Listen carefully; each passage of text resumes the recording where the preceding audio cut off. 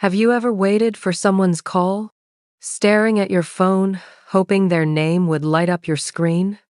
You were so sure it would come, but it never did.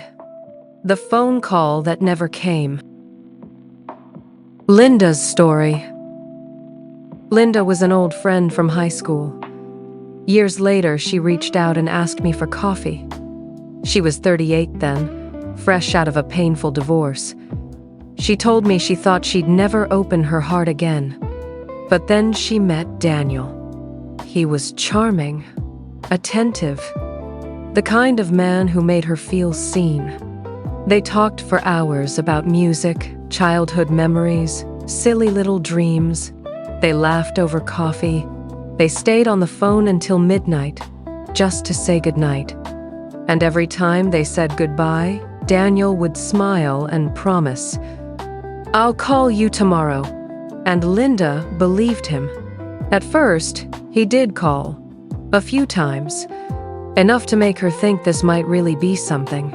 But then, one night, he said it again, "I'll call you tomorrow." And that was the last time. From then on, every buzz of her phone made her heart skip. But it was never him. A coworker, a reminder, a friend, but never Daniel. She told herself maybe he was busy, maybe he'd call next week, maybe tomorrow. But tomorrow kept stretching into silence. One evening, sitting at a cafe with her best friend Sarah, Linda finally let it out.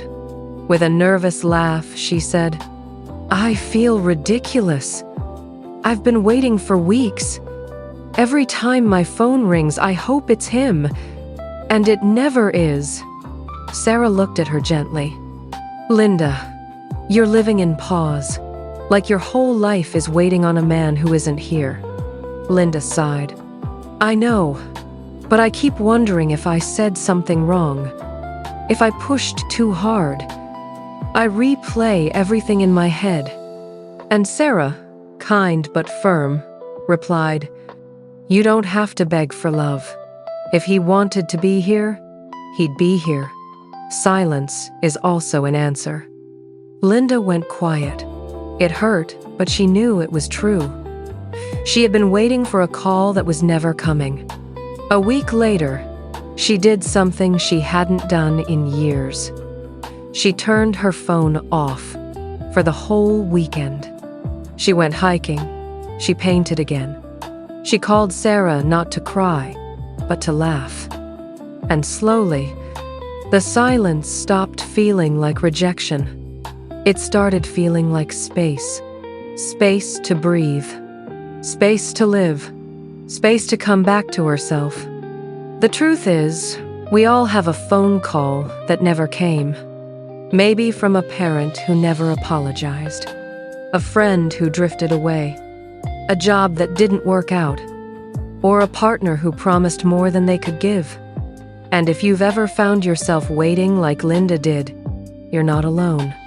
Sometimes the hardest thing isn't the silence from someone else. It's realizing how long we've kept ourselves waiting.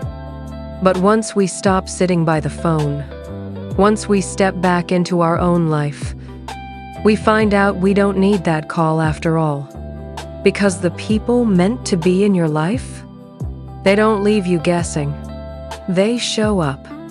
So maybe the phone call that never came is just a reminder that your story is still moving forward, with or without them. If this story touched you, don't forget to subscribe. Every week, we share stories that help us grow, heal, and see life with new eyes.